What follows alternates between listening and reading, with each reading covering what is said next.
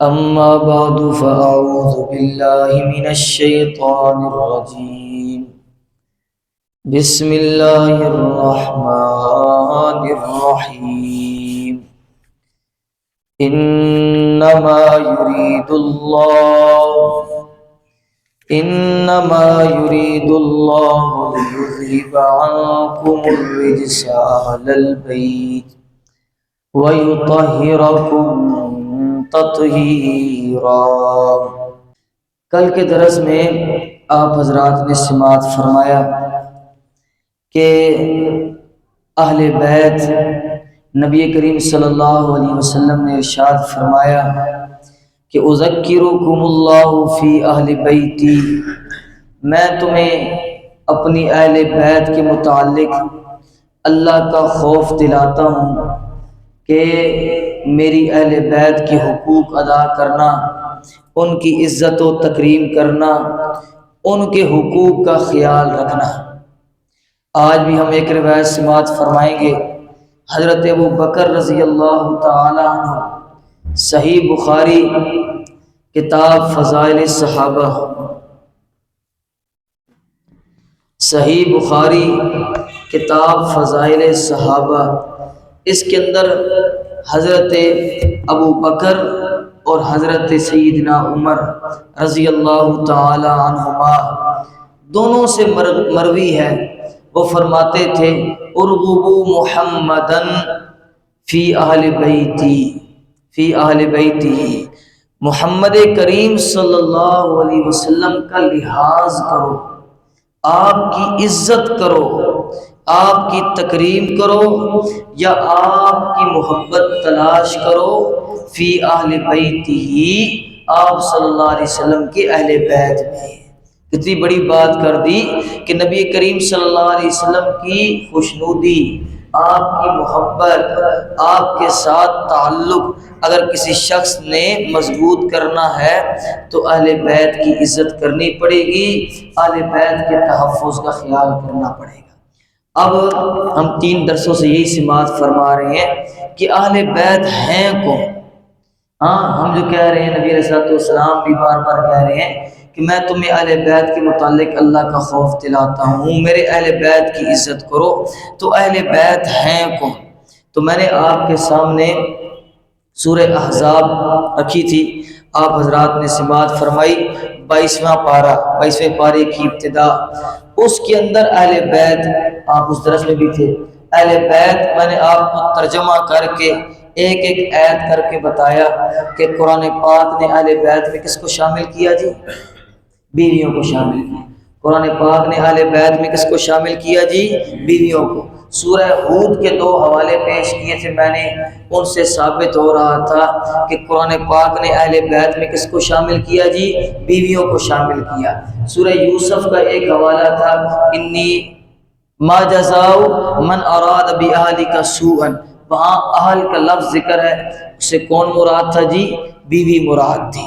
پھر سورہ ہود حضرت نوح علیہ السلام کا واقعہ 12واں پارہ، اس کے اندر اہل بیت، اہل کا لفظ خالصتاً بیٹے کے بارے میں استعمال ہوا ہے۔ خالصتاً کس کے معنی میں استعمال ہوا ہے جی؟ بیٹے کے بارے میں استعمال ہوا ہے۔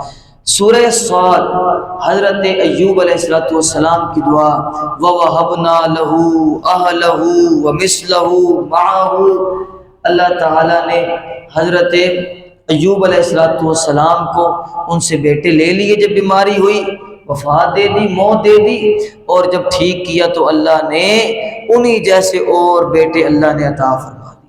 تو وہاں آل کا ذکر کس کے بارے میں ہے جی؟ بیٹوں کے بارے میں۔ ایوب علیہ السلام کے واقعہ میں کس میں ہے جی؟ بیٹوں کے معنی میں استعمال۔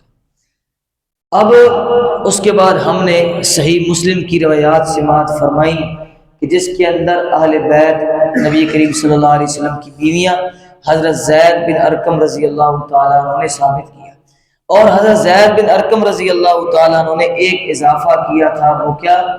کہ اہل بیت وہ ہیں جن پر صدقہ لینا حرام ہے، جن پر صدقہ لینا کیا ہے جی؟ حرام۔ وہ سب اہل بیت ہیں، وہ سب کیا ہے جی؟ اہل بیت ہیں، جن پر صدقہ لینا حرام ہے۔ حضرت زید بن ارقم سے پوچھا گیا کہ کون ہے وہ جن سے صدقہ لینا، جن پر صدقہ لینا حرام ہے، وہ لوگ کون ہیں؟ تو حضرت زید بن ارقم رضی اللہ تعالیٰ عنہ، مسلم کی 2408، تو حضرت زید رضی اللہ تعالیٰ عنہ نے فرمایا کہ آل علی، حضرت علی کی جتنی بیویوں سے جتنی اولاد ہے سب پر صدقہ لینا حرام ہے، تو سارے اہل بیت ہیں۔ سارے کیا ہیں جی؟ اہل بیت ہیں۔ ہاں، اس طرح آپ کے عوام بھی اہل بیتوں میں داخل ہو گئے۔ پھر فرمایا آل عقیل، عقیل کی حضرت علی کے بڑے بھائی ہیں عقیل، ان کی اولاد، ان پر صدقہ لینا حرام۔ حضرت زید بن ارقم کہہ رہے ہیں عقیل کی اولاد بھی کیا ہے جی؟ اہل بیت ہے۔ پھر کہہ رہے ہیں آل جعفر، نبی کریم صلی اللہ علیہ وسلم کے چچا جعفر، ان کی جتنی بھی اولاد ہے وہ ساری کیا ہے جی؟ اہل بیت ہے۔ پھر فرمایا آل عباس، حضرت عباس رضی اللہ تعالیٰ عنہ کی جتنی بھی اولاد ہے، 2 بیٹوں سے چلی، نوفل سے اولاد نہیں تھی، فضل بن عباس سے، وہ ساری کیا ہے جی؟ اہل بیت ہے۔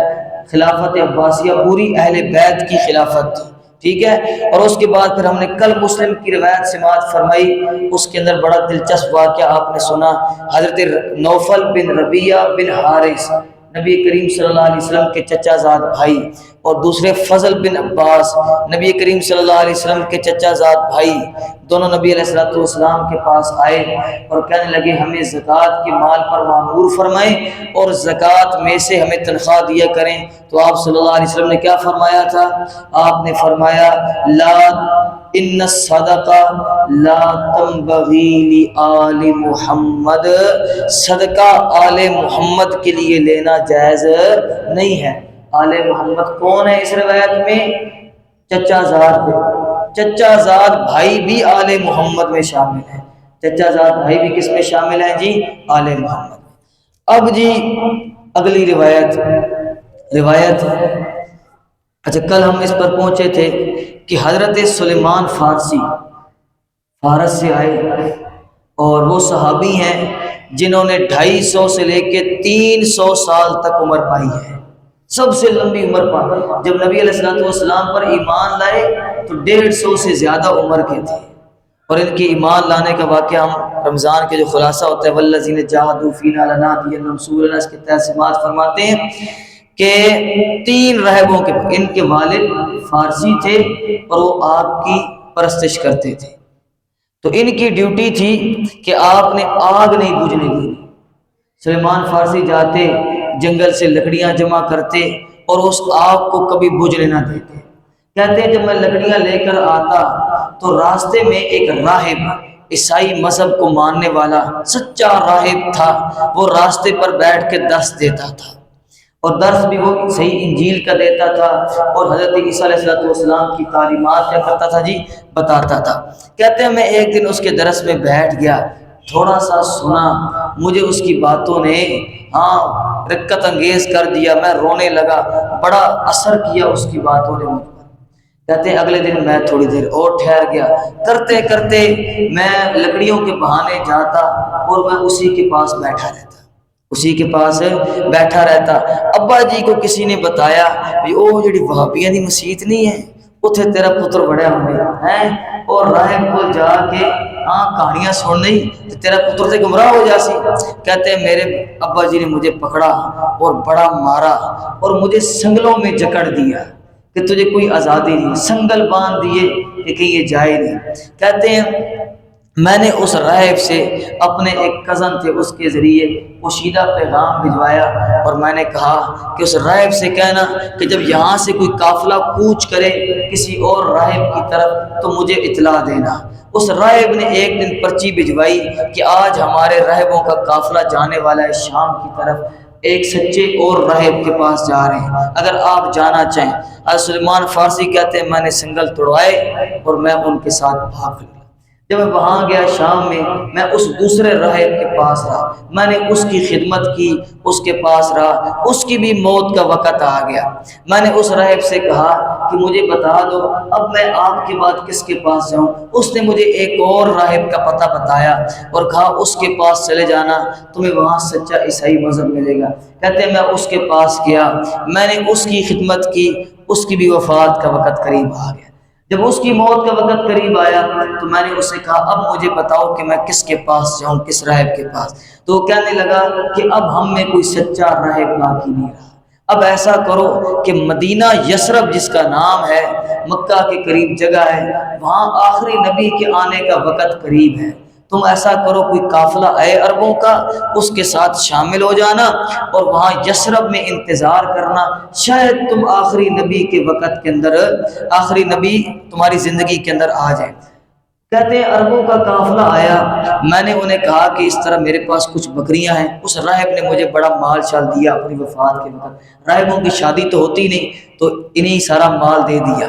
کہتے ہیں میرے پاس کچھ بکریاں تھیں، کچھ مال تھا، تو میں نے عربوں سے کہا جو وہاں مکہ کے لوگ تھے، میں نے کہا مجھے اپنے قافلے میں شامل کر لو، یہ بکریاں تم استعمال کرنا، میں تمہیں اتنے پیسے دیتا ہوں۔ ان عربوں نے دیکھا کہ یہ تو بڑا مالدار آدمی ہے، کہتے ہیں ٹھیک ہے، انہیں ساتھ لیا اور غلام بنا لیا۔ غلام بنایا تو بیچنا شروع کر دیا، ایک کے پاس بکے، دوسرے کے پاس بکے، تیسرے، نئی زندگی شروع ہوگی۔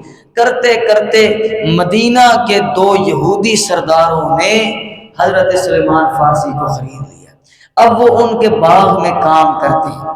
کہتے ہیں ایک دن کیا ہوا کہ میرا سردار، میں کھجوروں کے باغ درخت کے اوپر چڑھا ہوا تھا، کھجوریں اتار رہا تھا، نیچے میرا سردار تھا یہودی اور اس کا ایک دوست تھا، تو اس نے آواز ماری اپنے دوست کو، کہتا ہے کہ یار ایک بندہ آیا ہوا ہے 2 دن سے، اس نے مدینہ میں بڑے حالات خراب کیے ہوئے ہیں، وہ کہتا ہے کہ میں آخری نبی ہوں، میں آخری نبی ہوں، لوگ کہتے ہیں وہ نبی نہیں ہے، کچھ اس کو مان رہے ہیں کچھ نہیں مان رہے۔ سلیمان فارسی کہتے ہیں جب میں نے سنا تو میں نے درخت سے نیچے چھلانگ مار دی، میں شوق، اتنی زندگی گزار بیٹھے تھے نبی علیہ السلام کے اشتیاق میں، چھلانگ ماری نیچے، میں ان کے سامنے، میں نے کہا کس کی بات کر رہے ہو؟ تو وہ کہنے لگے تجھے کیا غرض ہے؟ میرے سردار نے میرے منہ پہ تماچا مارا اور مجھے کہتے ہیں جل جا تو اپنا کام کر۔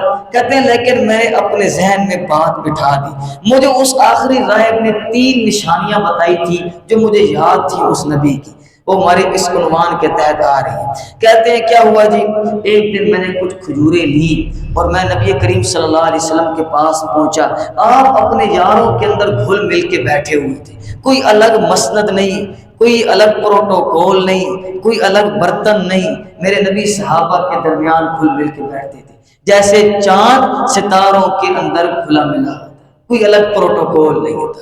کہتے ہیں میں نے ان کے سامنے کھجوریں پیش کی، میں نے کہا اے اللہ کے نبی یہ آپ کے لیے صدقہ ہے، کہیں جی صدقہ ہے۔ اس راہب نے بتایا تھا کہ وہ آخری نبی صدقے کا مال نہیں کھائیں گے، صدقے کا مال نہ وہ کھائیں گے نہ ان کی اولاد کھائے گی، اہل بیت کے اوپر صدقہ نہیں ہے۔ کہتے ہیں نبی علیہ السلام نے فرمایا جزاک اللہ، اور صحابہ کرام کو بلایا اصحاب صفہ کے اور ان کے اندر وہ کھجوریں تقسیم فرما دی۔ تو میں نے کہا الحمدللہ ایک نشانی پوری ہوگی، میں چلا گیا مزدوری کرتا رہا، کچھ عرصے بعد میں پھر کھجوریں لے کر آیا، دوسری نشانی کا وقت تھا، میں نے کہا اے اللہ کے نبی صلی اللہ علیہ وسلم یہ میری طرف سے تحفہ قبول فرما لیجئے۔ اس راہب نے بتایا تھا کہ وہ آخری نبی تحفے کا مال قبول کریں گے، آپ نے خود بھی تناول فرمایا، اپنے گھر بیویوں کی طرف بھی بھیجا اور صحابہ اکرام کو بھی کھلایا۔ میں نے کہا الحمدللہ 2 نشانیاں پوری ہو گئی، اب میں تیسری نشانی کی تلاش میں تھا جو بڑی مشکل تھی، جو کیا تھی؟ بڑی مشکل تھی۔ کہتے ہیں ایک دن میں آیا، نبی کریم صلی اللہ علیہ وسلم ایک صحابی کی قبر مبارک خود کھود رہے ہیں، سبحان، کتنے عظیم لوگ ہیں جن کی قبر رسول اکرم خود کھودا کرتے تھے، ہاں، اور یہ یہاں بے ایمان بیٹھ جاتے ہیں اور کہتے ہیں صحابہ الگ پروٹوکول کیوں ہے جی، ان پہ تنقید کیوں نہیں کی جا سکتی جی، وہ کوئی الگ ہے جی؟ جی بالکل وہ الگ ہے، انہیں اللہ نے الگ مقام دیا ہے، تجھے وہ مقام نہیں دیا، تجھے 1400 سال کے بعد امت نے فتنہ پیدا کرنے کے لیے پیدا کیا اور انہیں 1400 سال پہلے دین پھیلانے کے لیے پیدا کیا، یہ تجھ میں اور ان میں فرق ہے۔ کہتا ہے کیا فرق ہے میرے میں اور صحابہ میں؟ بڑا فرق ہے، انشاءاللہ ہم آگے پڑھیں گے۔ اچھا، نبی کریم صلی اللہ علیہ وسلم گرمی کی شدت ہے اور آپ کا جبہ مبارک کھلا ہوتا تھا اور آپ نے اپنی قمیض مبارک یوں پیچھے ڈالی ہے جس طرح ہم، اور آپ صلی اللہ علیہ وسلم کی ایک سنت ہے، سنت امام مسلم نے غالباً یا بخاری نے نقل کی، وہ یہ ہے کہ آپ صلی اللہ علیہ وسلم اکثر اوقات یہ اپنا بٹن کھلا رکھتے تھے، اور آپ صلی اللہ علیہ وسلم کے آپ صلی اللہ علیہ وسلم کی یہاں اس کھڈے سے لے کر جو گلے کا ہوتا ہے یہاں سے لے کر ناف تک پتلی باریک بالوں کی لائن تھی، وہ نظر آتی تھی کبھی کبھی۔ آپ صلی اللہ علیہ وسلم تکبرانہ طور پر نہیں بلکہ عربوں کا جو جبے کا لباس ہوتا ہے وہ آپ دیکھیں تو آج بھی وہ یہاں سے شروع ہوتا ہے، تو اس طرح آپ صلی اللہ علیہ وسلم کی جگہ نظر آتی تھی۔ کہتے ہیں آپ صلی اللہ علیہ وسلم نے یوں پیچھے پھینکا ہوا ہے اور میں کمر والی سائڈ سے آیا اور میں اوپر سے جھانک کے دیکھ رہا ہوں۔ اس راہب نے بتایا تھا کہ اس نبی کے دو کندھوں کے درمیان مہر نبوت ہوگی۔ کیا ہوگی جی؟ مہر نبوت ہوگی، جو ہم نے پچھلے سال نبی کریم صلی اللہ علیہ وسلم کا حلیہ پڑھا تھا، اس کے اندر مہر نبوت آئی تھی، کبوتری کے انڈے کی طرح تھی اور تھوڑا سا ماس ابھرا ہوا تھا جس کے اوپر اللہ رسول محمد لکھا ہوا تھا، یا بعض کہتے ہیں کہ وہ بعض دفعہ اللہ محمد رسول ظاہر ہوتا تھا اور بعض دفعہ وہ ظاہر نہیں ہوتا تھا۔ یعنی انسان مختلف جگہوں پر جاتا ہے تو جب ادب کی جگہوں پر ہوتے مسجد وغیرہ میں تو وہ چیز ظاہر ہو جاتی، جب ایسی جگہ پر ہوتے جہاں نجاست کا خطرہ ہوتا تو پھر وہ غائب ہو جاتی، ظاہر نہ ہوتی۔ بہرحال، اور جب آپ صلی اللہ علیہ وسلم فوت ہوئے تو غسل دینے والے حضرت علی اور دیگر صحابہ کرام کہتے ہیں، اما عائشہ صدیقہ رضی اللہ تعالیٰ عنہ بھی فرماتی ہے میری جھولی میں تھے، اس کے بعد ہم نے وہ جگہ مسلی دیکھا تو وہ مہر نبوت ختم ہو گئی۔ جب فوت ہوئے تو آپ صلی اللہ علیہ وسلم کے اللہ تعالیٰ نے مہر نبوت اٹھا لی کیونکہ نبی نہیں رہے۔ ہاں، اس سے ایک اور مسئلہ بھی سمجھ آیا کہ زندگی جب تک اس جسم کے اندر باقی ہے تبھی تک پیغمبر نبی ہے اور پیغمبر زندہ ہے، حیات ہے، اور جب آپ صلی اللہ علیہ وسلم کی روح نکل گئی تو اس کے بعد پیغمبر کی حیات کیا ہو گئی جی؟ اس جسم کی ختم ہو گئی، اب جنتوں کی حیات شروع ہوگی۔ اب کیا ہو گئی جی؟ جنتوں کی حیات شروع ہو گئی۔ کہتے ہیں میں اب اوپر سے جھانک رہا ہوں کہ مجھے وہ مہر نبوت نظر آئے۔ آپ صلی اللہ علیہ وسلم ترچھی آنکھ سے دیکھ رہے ہیں کہ یہ سلمان فارسی کیا کر رہا ہے، تو آپ صلی اللہ علیہ وسلم نے اپنی قمیض مبارک اور پیچھے کی اور فرمایا ہاں یہی دیکھنا چاہتے تھے؟ کہتے ہیں میری 150 سال ایک بندہ جدوجہد کر کے آئے اور جب اس کے سامنے وہ چیز آئے، مجھے اور آپ کو کیا پتا اس لذت کا، ہمیں کیا پتا صحابہ کرام کی کیا فرمانی۔ کہتے ہیں میں لبکا اور میں نے مہر نبوت کے اوپر بوسہ دیا اور میں نے فوراً کلمہ پڑھا۔ نبی علیہ الصلوۃ والسلام نے فرمایا ہاں کیا کرتے ہو؟ تو کہنے لگے میں فلاں یہودی کے پاس ہوں۔ فرمایا اسے جا کے پوچھو آزاد کرنے کا کیا ملے گا؟ تو اس نے کہا کہ 500 درخت لگاؤ، وہ جوان ہوں، پھل دیں، تب آزادی ملے گی۔ دوسرا 40 اوکیا غالباً سونا دو، تب آزادی ملے گی۔ نبی کریم صلی اللہ علیہ وسلم کے پاس آئے، کہنے لگے اللہ کے رسول وہ تو یہ کہہ رہا ہے آپ گئے کسی نے آپ کو ایک ڈلی سونے کی صدقے کی دی تھی کہ آپ کسی کے اندر صدقہ تقسیم کر دیں۔ آپ وہ ڈلی اٹھا کے لائے، آپ نے کہا جا سلیمان اسے کہہ کہ یہ 40 اوکیا سونا ہے۔ حضرت سلیمان فارسی کہتے ہیں مجھے تعجب ہوا اتنا سا سونا اور 40 اوکیا، لیکن میں نے کہا جب اللہ کے نبی نے کہہ دیا 40 اوکیا تو پھر 40 اوکیا ہی ہے۔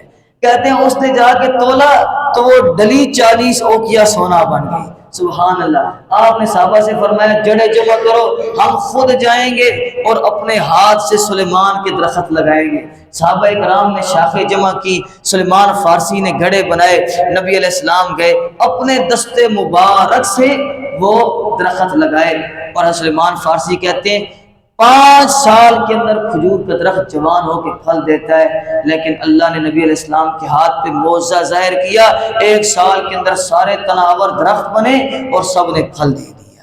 سبحان، اس طرح سے سلیمان فارسی آزاد ہوئے۔ تو جنگ احزاب کا موقع آیا، ہمارا موضوع بھی اور تھا، ہم نکل کے اور گئے، لیکن چلے صحابہ کرام کی جہد، صحابہ کرام کی محنت، صحابہ کرام کی مشقت آپ کے سامنے بیان کریں۔ تو غزوہ احزاب خندق کا موقع آیا، صحابہ کرام پریشان ہیں کہ مشرکین مکہ سارے جمع ہو کر لشکر لے کر آ رہے ہیں، مدینہ کے یہودی عیسائی بھی ساتھ جمع ہو گئے، کیا کریں گے، دفاع کیسے کریں گے؟ کوئی کہہ رہے ہیں مدینہ میں رہ کے دفاع کریں گے، کوئی کہتے ہیں باہر نکل کے دفاع کریں گے۔ سلیمان فارسی اس وقت کام آئے اور کیا کمال کا مشورہ دیا۔ فرمایا اللہ کے رسول فارس سپر پاور ہے، اور وہ جب ان کے اوپر حملہ ہوتا ہے وہ دفاع اس طرح کرتے ہیں کہ وہ اپنی حدود کے باہر خندقیں کھود لیتے ہیں، اور وہ خندقیں اتنی گہری ہوتی ہیں اور اتنی چوڑی کہ وہ کوئی پار نہیں کر سکتا، اور جب کوئی پار کرنا چاہے تو اس طرف تیر انداز بیٹھے ہوتے ہیں وہ ان کو مارتے ہیں۔ عرب سارے لشکر لے کر آئے، جب وہ خندقوں کے پاس پہنچے تو پہلی دفعہ ان کے گھوڑوں نے یہ منظر دیکھا تھا، بڑا زور لگایا لیکن کسی کا گھوڑا پار ہی نہیں ہو سکا، ایک مرحب کا ہوا تھا۔ اور پھر حضرت علی رضی اللہ تعالیٰ نے اس کی گچی مروڑی ہیں، اسے پکڑ کے مارا۔ اللہ اکبر۔ ان الذی سمتنی امی حیدرا کلیس الغابات کریہ المنظرا، وہ کہتا ہے میری ماں نے میرا نام مرحب رکھا ہے، مرحب جنگجو، اور آج تک کوئی جنگجو مجھ سے جیتا نہیں ہے۔ حضرت علی کہتی ہے میری ماں نے میرا نام حیدر رکھا ہے، حیدر شیر کو کہتے ہیں، اور ایسے شیر تجھے جنگلوں میں نہیں ملیں گے، محمد عربی کی صفوں میں ملیں گے۔ سبحان اللہ۔ اور ایک ہی بار سے اس کی ادھر نیزہ مارا اور اسے زمین بوس کر دیا۔ تو حضرت سلیمان فارسی کے مشورے سے خندق کھودی گئی۔ اب جب خندق کھودی جا رہی ہے، وہ الگ واقعہ ہے، صحابہ کرام نے پتھر باندھے ہوئے ہیں، کھانے کے لیے کچھ نہیں ہے، تو صحابہ کرام کے درمیان بحث چھڑ پڑی۔ مہاجرین کہتے ہیں سلیمان ہم میں سے ہیں، مہاجرین کیا کہتے ہیں جی؟ سلیمان ہم میں سے ہیں کیونکہ یہ فارس سے ہجرت کر کے آئے۔ انصار کہتے ہیں نہیں، مہاجرین سلیمان ہم میں سے ہیں کیونکہ یہ ہمارے پاس ادھر رہ رہے ہیں۔ نبی علیہ الصلوۃ والسلام نے دیکھا، مسکرائے کہ صحابہ سلیمان پر لڑ رہے ہیں، ایک پارٹی کہتی ہے ہم میں سے ہیں تاکہ یہ اعزاز ہمیں ملے کہ ہماری وجہ سے جنگ کے اندر فتح ہو رہی ہے، دوسری پارٹی کہتی ہے سلیمان ہم میں سے ہیں۔ نبی علیہ السلام نے دیکھا، جاگیں، اور آپ نے فرمایا سلیمان منا اہل البیت، سلیمان تو ہماری اہل بیت میں سے ہے، سلیمان تو ہماری اہل بیت میں سے ہے۔ اہل بیت کے کتنے وسیع معنی آ گئے، اور یہاں پہ کیا کرتے ہیں، ویڈیوز بناتے ہیں اور کہتے ہیں صرف اہل بیت میں 5 افراد تھے، بیویاں بھی شامل نہیں تھی۔ آج وہی حدیث ہم نے سماعت فرمانی تھی اور ٹائم کافی نہیں ہو گیا۔ وہ حدیث ہے حدیث تطہیر، جس کے اندر نبی علیہ السلام نے فرمایا، حدیث اس پہلے سنیں، کیا کہنے لگے کہ 5 افراد، حضرت علی، حضرت فاطمہ، حسن و حسین، نبی علیہ السلام، یہی 5 تن پاک ہیں، اس کے علاوہ کوئی اہل بیت نہیں ہے، اور اس کی وجہ تم 2 دن نہیں آئے، اور یہ تمہارے لیے ضروری تھا۔ اور کیا وجہ تھی؟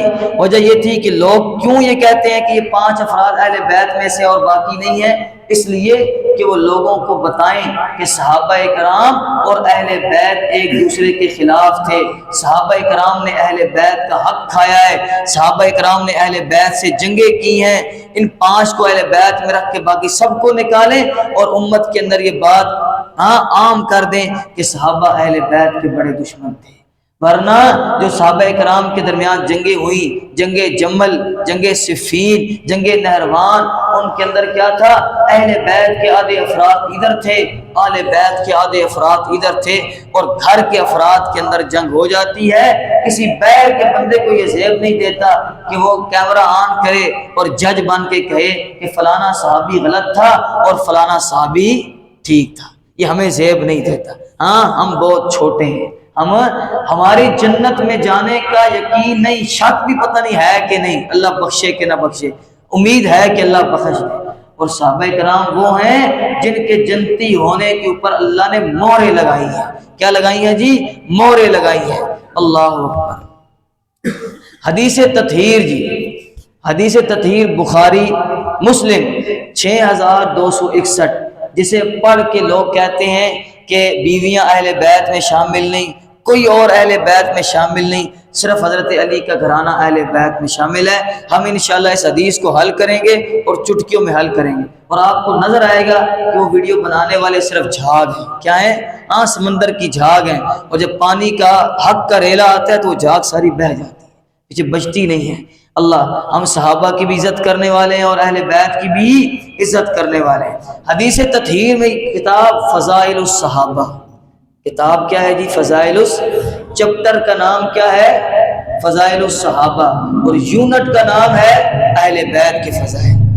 اس سے ثابت کیا ہوا؟ کیا ثابت ہوا؟ آپ تو بتائیں، 3 دن سے درس میں بیٹھ رہے ہیں۔ ثابت یہ ہوا فضائل الصحابہ میں امام مسلم اہل بیت کے فضائل لا کے بتا رہے ہیں کہ صحابہ اور اہل بیت کے اندر دشمنی نہیں ہے، صحابہ ہی اہل بیت ہیں اور اہل بیت ہی صحابہ ہیں۔ امام مسلم یہ ثابت کرنا چاہ رہے ہیں، اور یہاں ہم کیا ثابت کرنا چاہتے ہیں؟ صحابہ الگ پارٹی ہے، اہل بیت الگ پارٹی ہے۔ انا للہ و انا الیہ۔ ہاں فضائل الصحابہ میں اور روایت کس نے کی ہے؟ اللہ اکبر۔ وہ جو حدیث عمار ہے نا، باغی گروہ قتل کرے گا، جس کو ہم انشاءاللہ پڑھیں گے، وہ بھی روایت کرنے والی اماں عائشہ ہیں، اور حدیث تطہیر بھی روایت کرنے والی اماں عائشہ ہیں۔ کون ہے؟ ہاں اللہ کسی اور سے بھی روایت کروا سکتا تھا، اللہ کسی اور سے بھی روایت کروا سکتا تھا، لیکن اللہ نے رافضیوں اور رافضی پسند لوگوں کے اوپر مونگ ڈلنے تھے کہ ثابت کرو گے اہل بیت کے فضائل کو تو اماں جان کی روایت پڑھ کے ثابت کرو گے، ویسے تم ثابت بھی نہیں کر سکتے۔ ہاں ثابت کرتے ہیں بیوی شامل نہیں ہے، اور روایت بیوی کی لے کر آتے ہیں۔ روایت کس کی لے کر آتے ہیں؟ ہاں جب اللہ کی پھٹکار پڑتی ہے نا تو پھر ایسے پڑتی ہے اللہ۔ وہ یہ سارے رافضی جاتے نہیں ہیں نا حج کرنے، تو جب جاتے ہیں مدینہ منورہ تو پھر باب عمر اور باب ابو بکر آتا ہے، تو پھر وہاں سے نا کنی کترا کے گزر رہے ہوتے ہیں کہ کہیں ہم باب عمر اور باب ابو بکر کے نیچے سے نہ گزر جائیں۔ اللہ ایسی پھٹکار کرتا ہے۔ الحمدللہ یہ یہاں نیچے نکالتے تھے نا، اللہ نے ان کے اوپر پھٹکار کی، نیچے بورڈ لگا ہوا ہے فاروق اعظم کا، بڑی کوشش کی پٹوانے کی، انشاءاللہ رہتی زندگی تک یہ ان کے سینوں پر مونگ تلے گا حضرت عمر فاروق اعظم کا نام۔ صحابہ کرام سے بغض رکھنے والے، ہمارا ان سے کوئی تعلق نہیں۔ امام طحاوی کا قول ہے، پڑھ چکے ہیں آپ کیا، کہ ہم سارے صحابہ سے محبت کرتے ہیں اور ہم کسی صحابی کے ساتھ بغض نہیں رکھتے، اور جو صحابہ سے بغض رکھتا ہے ہمارا اس سے کوئی تعلق نہیں ہے، ہمارا اس سے کوئی تعلق۔ اما جان عائشہ صدیقہ رضی اللہ تعالیٰ عنہ روایت کرتی ہیں، نبی کریم صلی اللہ علیہ وسلم ایک دن نکلے، خرج النبی صلی اللہ علیہ وسلم غداۃ، ایک صبح نکلے، وعلیہ مرتم مرحل، آپ صلی اللہ علیہ وسلم پر من شعر اسود، کجاووں کے نقوش والی سیاہ اون کی چادر تھی، سیاہ اون کی چادر آپ صلی اللہ علیہ وسلم نے کی ہوئی ہے۔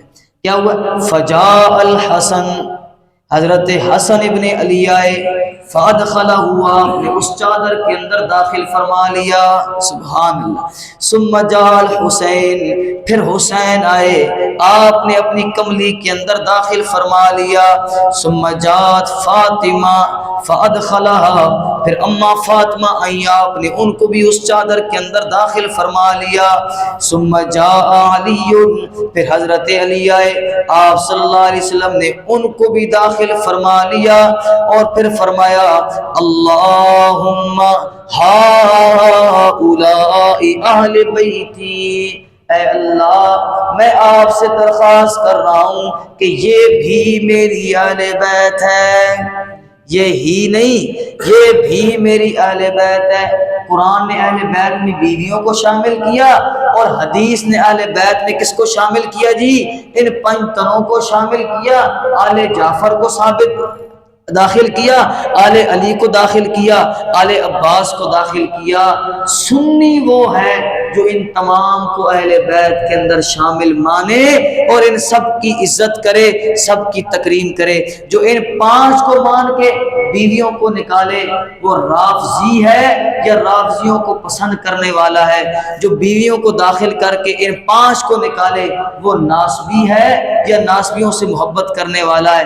ہم اہل سنہ والجماعہ ہیں، ہم امت وسط ہیں، ہم نبی کی بیویوں کو بھی مانتے ہیں، ان 5 تنوں کو بھی مانتے ہیں، اور جن اہل بیت کو صحابہ نے شامل کیا ہم ان کو بھی اہل بیت کے فرد مانتے ہیں۔ اس کے اور بہت سارے جوابات ہیں اور آیت مباہلہ کل پڑھیں گے، بہت ہو گیا، تھک بھی جاؤں، اور میرے خیال سے آدھا گھنٹہ پورا بھی ہو گیا، اور یہ ٹائم ایسا ہوتا ہے کہ بندہ کہتا ہے کوئی گل ہی نہ کرے میرے نہ، لیکن ہاں اللہ قبول فرمائے، اللہ اس جہد اس محنت کو قبول فرمائے، اور اللہ اس کی وجہ سے ہمیں ہدایت نصیب فرمائے، صحابہ کرام کی اور نبی علیہ السلام کی شفاعت نصیب فرمائے۔ ہاں حوض کوثر ایویں نہیں ملنا، حوض کوثر کے 4 کونے ہوں گے، ایک پہ ابو بکر کھڑے ہوں گے، ایک پہ عمر کھڑے ہوں گے، ایک پہ عثمان کھڑے ہوں گے، اور ایک پہ علی کھڑے ہوں گے، اور جو عثمان و علی ابو بکر و عمر سے بغض رکھنے والے ہیں، ان کے خلاف پروپیگنڈے کرنے والے ہیں، ان کو آب کوثر نصیب نہیں ہوگا۔ ہاں ہم آب کوثر چاہتے ہیں، جنت کا داخلہ چاہتے ہیں، اللہ تو ہم چاہتے ہیں، ہم تو چاہتے ہیں اللہ ہمیں جنت میں بھی صحابہ کے محلے میں گھر نصیب فرمائے، ہم تو چاہتے ہیں اللہ ہمیں جنت میں بھی صحابہ کی میت نصیب فرمائے. ہاں صحابہ کے اندر اہل بیت بھی شامل ہے، سب کی میت اللہ ہمیں نصیب فرمائے جی. الحمدللہ.